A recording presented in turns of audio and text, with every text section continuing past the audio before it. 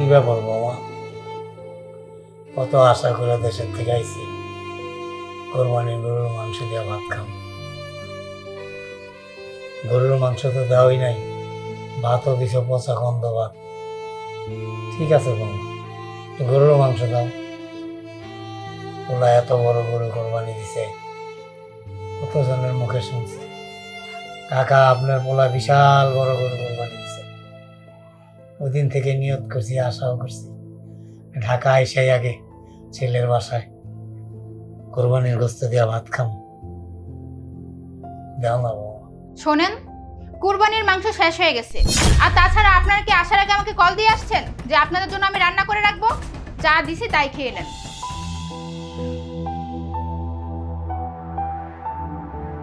বাবাজি স্যার, বোমা, জিসান, বোমা।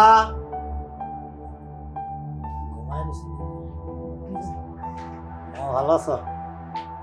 কি ব্যাপার আপনারা? বলা নেই কওয়া নেই হুট করে চলে আসলেন যে? বোমা, কোরবানি ঈদের আগেই আসতাম। আমার শাশুড়ি আবার একটু হঠাৎ করে অসুস্থ হয়ে বসতো, ওরে নিয়ে ডাক্তারের কাছে দৌড়াদৌড়ি করলাম। আর গ্রামের চিকিৎসা তো বুঝোই। যাই হোক, তারপরে তো কোরবানি ঈদ আসলো, ভাবলাম যে গরুর গোস্ত খেতে হবে। ছেলে এত বড় গরু কোরবানি দিছে, আমরা না এই কোরবানি ঈদে বৌমা বিশ্বাস করবা এক টুকরা গরুর গোস্ত খাইতে পারি না। আমরা তো এই যে মানুষের মতো চায়া চায়া আনতে পারি না। তো ভাবলাম ছেলেটাকে দেখে আসি, তোমাকে একটু দেখা যায়, আর একটু গরুর গোস্ত মনটা ভরে খাই, এই জন্যে আর কি আসা। আর তোমার শাশুড়ির কিছু ওষুধপত্র লাগবে, এখান থেকে নিয়ে যাবো। ও, তাহলে এই ব্যাপার। গ্রাম থেকে শহরে চলে আসছেন কুরবানি মাংস খাওয়ার জন্য? কেন, গ্রামে কেউ কুরবানি দেয় না? কেউ এক টুকরো মাংস দেয় নাই যে গ্রাম থেকে শহরে চলে আসছেন কুরবানি মাংস খাওয়ার জন্য? বাবাজি, গ্রামের লোকে গরু কুরবানি গোস্তর আশা কি লেগে থাকে? আমার ছেলে তো কত বড় গরু কুরবানি দিছে। ও, যেই শুনছেন ছেলে বড় গরু কোরবানি দিছে, অমনি গ্রামে থেকে চলে আসছেন কোরবানির গোশত খাওয়ার জন্য আর নেওয়ার জন্য, তাই না? বাবা, আমরা আমাদের ছেলের বাসায় আসছি। আমাদের ছেলে এত বড় গরু কোরবানি দিছে, আর আমরা কোরবানির গোস্ত খাইতে পারি নাই। ব্যাপারটা কেমন না? তাই গ্রাম থেকে শহরে আসলাম, ছেলেকে একটু দেখে গেলাম, গরুর মাংস খেয়ে গেলাম, বা কোরবানির মাংস কিছু নিয়ে গেলাম সাথে করে। আমরা তো তোমাদের বাড়িতে যাইনি, তোমাদের এত কষ্ট লাগতেছে কেন? শোনেন বাবা, আমার ভাই ভাবি তো ঠিকই বলেছে। আপনারা কোরবানির মাংস খাওয়ার জন্য গ্রাম থেকে শহরে চলে আসছেন কেন? জীবনে কি কোরবানির মাংস খান নাই? আর কি বললেন আমাদের বাড়িতে যাওয়ার কথা? আমাদের বাড়িতে যাওয়ার সৌভাগ্য কি আপনাদের আছে? বৌমা, আমরা কিন্তু তোমার শ্বশুর শাশুড়ি, তুমি জিসানের বউ, জিসানের বাবা মা আমরা। আমাদের সাথে কিন্তু এরকম কথা বলা তোমার উচিত না। ঠিক আছে, বাদ দিলাম ওসব কথা। আমার ছেলে কোথায়? শোনেন, আপনার ছেলে বাসায় নাই, আপনার ছেলে ঢাকার বাইরে গেছে, 15 দিন পরে আসবে। কি বলো বৌমা? আমরা তো জানি ছেলে বাসায় আছে, আমাদের সাথে কথা হয়েছে, ফোনে বললো যে বাবা বাসায় আছে, এই জন্যই তো আসলাম। আচ্ছা ঠিক আছে, আমরা গ্রামের থেকে অনেক জার্নি করে আসছি, আমরা ফ্রেশ হই, অনেক খিদা লাগছে বৌমা, আমাদেরকে খাবার দাও। বৌমা শোনো, এই বছর তো কুরবানি মাংস খাইতে পারি নাই, আমার একটু কুরবানি মাংস দিয়ে চলো, আমরা তাদের ফ্রেশ হয়ে নিই। চলো। এই দাঁড়ান, খাবার জন্য তো একদম হাত মুখ ধুয়ে রেডি হতে যাচ্ছেন। আসার সময় কি আমাকে বলে আসছেন, নাকি আমি আপনাদেরকে কল দিয়ে দাওয়াত দিয়ে নিয়ে আসছি? শোনেন, আপনাদের জন্য আমি কোনো রান্না বান্না করিনি, আর বাসায় কোনো খাবারও নেই। কি করবো মা, অনেক ক্ষুধা লাগছে, বলার মতো কোনো খাবার না, যা আছে তাই দাও না। আরে শুনুন, গতকালকে খাবারের পর যে খাবারটা রয়ে গেছে ওই খাবারগুলোই ওনাদেরকে এনে দাও না। কিন্তু ভাবি, ওটা তো বাসি খাবার, পচে গেছে। বাসি খাবার হয়েছে তাতে কি হয়েছে? ওনারা কি এর থেকেও ভালো খাবার খায় নাকি? আচ্ছা ঠিক আছে, আপনারা গিয়ে ফ্রেশ হয়ে আসুন, আমি আপনাদের খাবার দিচ্ছি।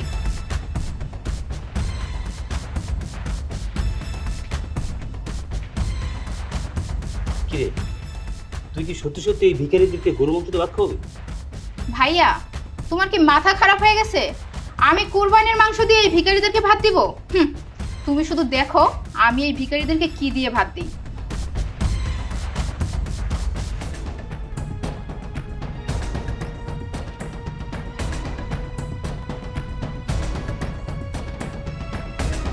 অনেক খিদা লাগছে।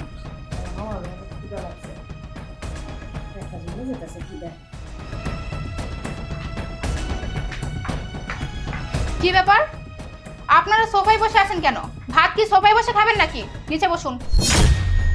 তাহলে এই খাবারের টেবিলে বসে খাই, ওই বাদ দাও। কি খাবার টেবিলে বসে খাবার খাবেন? জীবনে খাবার টেবিলে বসে খাবার খেয়েছেন? সারা জীবন তো মাটিতে বসে খেয়েছেন। শোনেন, চুপচাপ কথা না বলে ফ্লোরে বসেন। কি হলো, এখনো সোফায় বসে আছেন কেন? আমার কথা কি শুনতে পাননি? নিচে বসুন, বসুন বলছি।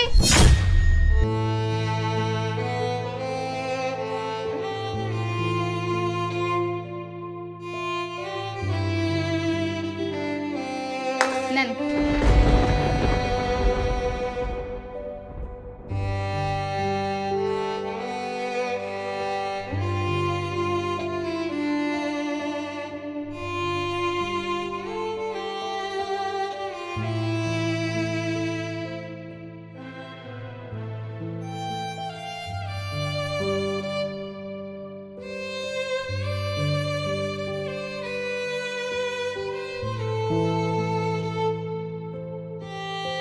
কি ব্যাপার মামা, কত আশা করে দেশের থেকে আইছি, কোরবানির গরুর মাংস দিয়ে ভাত খাম।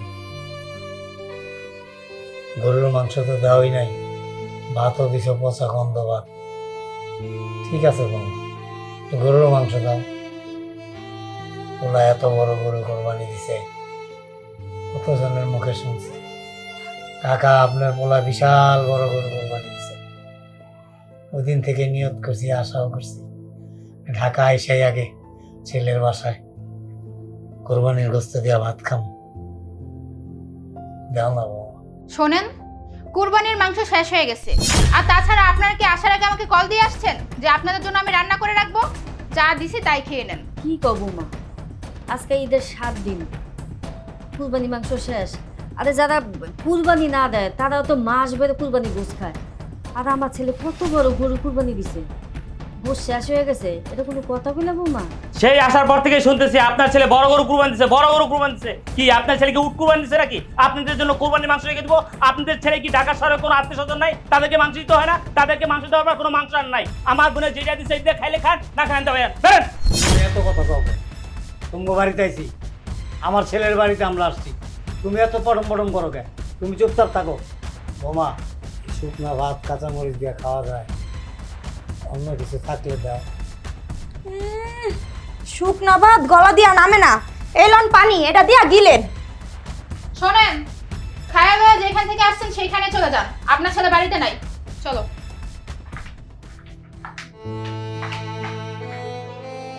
কত শখ করে আইছিলাম, ওলা কুরবানি দিছে, কুরবানি গোস্ত দিয়া পেটটা বইরা ভাত খামো। কি আর করে কও, শুকনা ভাত আর কাঁচা মরিচ দিছে, নাও খাও, খাইয়া উঠো, ক্ষুধা লাগছে অনেক। বাবা, মা, তোমরা এখানে ফ্লোরে বসে শুকনা ভাত কাঁচামরিচ দিয়ে খাইতেছো কেন? বাসায় তো গরুর মাংস রান্না করা আছে। ওঠো, ওঠো বাবা, ওঠো, ওঠো বাবা। বৃষ্টি, বৃষ্টি,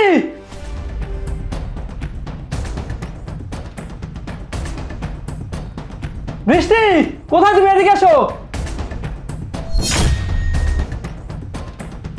কি ব্যাপার বৃষ্টি, এই ভর দুপুরবেলা আমার বাবা আমার মা কাঁচা মরিচ দিয়ে শুকনা ভাত কেন খাইতেছে? আমাদের বাসায় তো গরুর মাংস রান্না করা আছে, তাই না? কি হলো, কথা বলছো না কেন?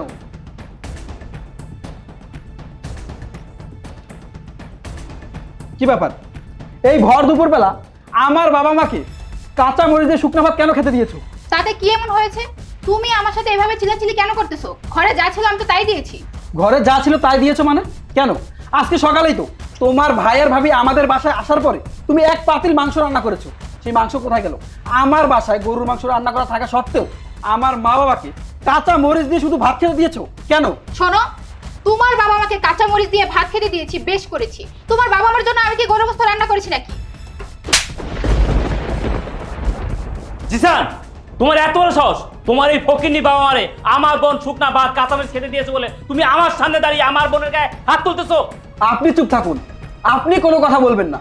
আপনি যদি কোনো কথা বলেন তাহলে আমি ভুলে যাব আপনি আমার স্ত্রীর বড় ভাই, আমার বাড়ির মেহমান।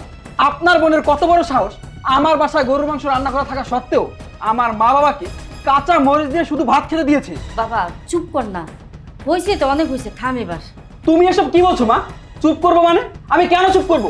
আমি এত টাকা খরচ করে গরু কিনে কোরবানি দিয়েছি শুধু কি ওর ভাই আর ভাবিকে গরুর মাংস রান্না করে খাওয়ানোর জন্য? না, আমার বাসায় ফ্রিজ ভর্তি গরুর মাংস, রান্না করা গরুর মাংস থাকা সত্ত্বেও তোমরা আমার বাসায় এসে এই ভর দুপুরবেলা কাঁচা মরিচ আর শুকনা ভাত খাবে? এই তুই বল, তুই কেন এই কাজটা করেছিস? কেন তুই আমার মা বাবাকে গরুর মাংস দিয়ে ভাত খেতে দিস নাই? কারণ আমি ওনাদের জন্য রান্না করিনি। আর তুমি জানো না আমি তোমার এই ভিখারি মা বাবাকে একদম সহ্য করতে পারি না, তারা এই বাসায় কেন আসবে? জিসান, তোমার এই স্পর্ধা দেখে আমরা অবাক হচ্ছি। তুমি বারবার আমার ননদের গায়ে হাত তুলছো তোমার এই ভিখারি বাপমার জন্য। আপনি চুপ থাকুন, আমি বলেছি না আপনারা কেউ কোনো কথা বলবেন না। আপনারা যদি আর একটাও কথা বলেন তাহলে আমি ভুলে যাব আপনারা আমার মেহমান। আমি তো এখন শুধুমাত্র আপনার ননদের গায়ে হাত তুলেছি। আপনারা যদি আর একটাও বেশি কথা বলেন তাহলে আমার হাত আপনাদের গায়ে উঠবে। এই আপনাদের লজ্জা করে না? আপনারা কিভাবে পারলেন আমার বাসায় এসে আমার মা বাবাকে রেখে গরুর মাংস দিয়ে ভাত খেতে? ঠিক আছে, তুই যেহেতু আমার মা বাবাকে সহ্য করতে পারিস না, আমার মা বাবাকে তোর পছন্দই না, তোর এই ভাই ভাবির জন্য তুই আমার মা বাবাকে অপমান করেছিস। তোর এই ভাই ভাবিকে গরুর মাংস রান্না করে খেতে দিয়েছিস আর আমার মা বাবাকে কাঁচা মরিচ আর শুকনো ভাত খেতে দিয়েছিস। তোর মতো মেয়ের সাথে না আমি আর সংসার করব না। তুই এই মুহূর্তে তোর এই ভাই ভাবির সাথে আমার বাসা থেকে বেরিয়ে যা। জিসান, তুমি এসব কি বলছো? হ্যাঁ, আমি ঠিকই বলেছি। আজকে আমি আমার নিজের চোখে যা দেখলাম, অন্য কোনো ছেলেও যদি এটা দেখতো আমার মনে হয় না সে তোর সাথে সংসার করতো। তুই এই মুহূর্তে তোর এই ভাই ভাবির সাথে আমার বাসা থেকে বেরিয়ে যা। আমি তোর সাথে আর সংসার করব না। দেখো জিসান, তুমি আমার সাথে এরকমটা করো না, আমার ভুল হয়ে গেছে। আমাকে তুমি এবারের মতো মাফ করে দাও। আমি তোমাকে কথা দিচ্ছি আমি আর কখনো এরকম ভুল করব না। প্লিজ জিসান, তুমি আমাকে বাসা থেকে বের করে দিও না। না, আমি তোকে মাফ করতে পারবো না। তুই ভুল করিসনি, তুই অন্যায় করেছিস আমার মা বাবার সাথে। আমার মা বাবাকে কাঁচা মরিচ আর শুধু ভাত খেতে দিয়েছিস। এই তুই কি পারতি তোর ভাই ভাবি মা বাবার সামনে এই কাঁচা মরিচ আর শুকনো ভাত খেতে দিতে? পারতি না। ও, ওনারা তো আমার মা বাবা, এই জন্য দিতে পেরেছিস তাই না?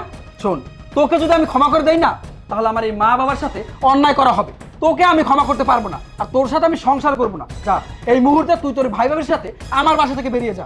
জিসান, ভুলের থেকে মানুষ শিক্ষা নেয়। আর বৌমা ভুল করেছে এবং তার ভুল সে বুঝতে পেরেছে। বৌমাকে তুই ক্ষমা করে দে বাবা। শোনো বৌমা, তোমাকে একটা কথা বলি। আজকে তুমি আমাদের সাথে যা করছো তুমি কি তোমার বাবা মায়ের সাথে করতে পারতা? কখনো পারতাম না। আমরা গ্রামের থেকে আসছি, কোরবানির ঈদ আসলেই আমরা একটা আশায় থাকি যে ছেলে বড় গরু কোরবানি দেয়। ঢাকায় আসি, তোমাদেরকে একটু দেখি, কোরবানির মাংস খাই, যাবার সময় কিছু মাংস নিয়েও যাই। আর প্রত্যেকটা বাবা মা ছেলেরটাই তো আশা করে বৌমা, অন্য মানুষের তো আশা করে না।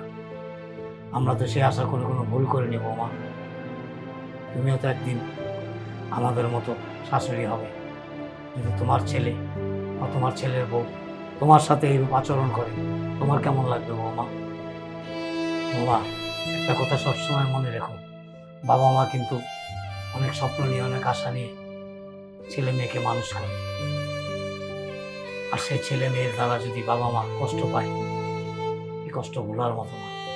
তবে আমরা কিছু মনে করিনি বৌমা। তুমি হয়তো আমাদেরকে স্বামীর বাবা মা ভাবতে পারো, কিন্তু আমরা কিন্তু তোমাকে আমাদের নিজের মেয়েই মনে করি। শোনো বৌমা, আমরা এখানে থাকতে আসি না, আমরা চলে যাবো। তুমি আজকে আমাদের সাথে যা করলা, তুমি কি তোমার মা বাবার সাথে এটা করতে পারতা? তোমরা কেন শ্বশুর শাশুড়ি নিজের মা বাবা ভাবো না?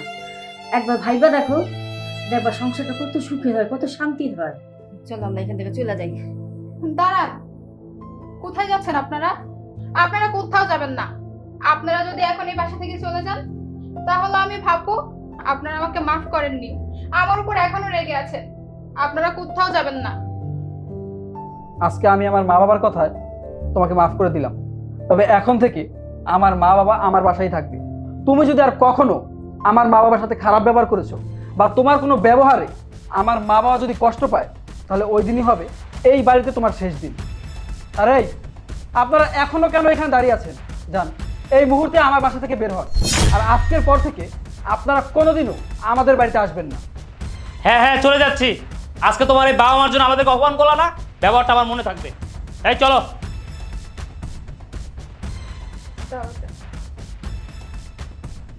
বাবা, মা, আপনাদের এই খাবার খাওয়া লাগবে না, আপনারা ভেতরে চলুন। আমি গরুর মাংস রান্না করে রেখেছি, গরুর মাংস গরম করে আমরা সবাই একসাথে খাবো। চলো মা, বাবা চলো।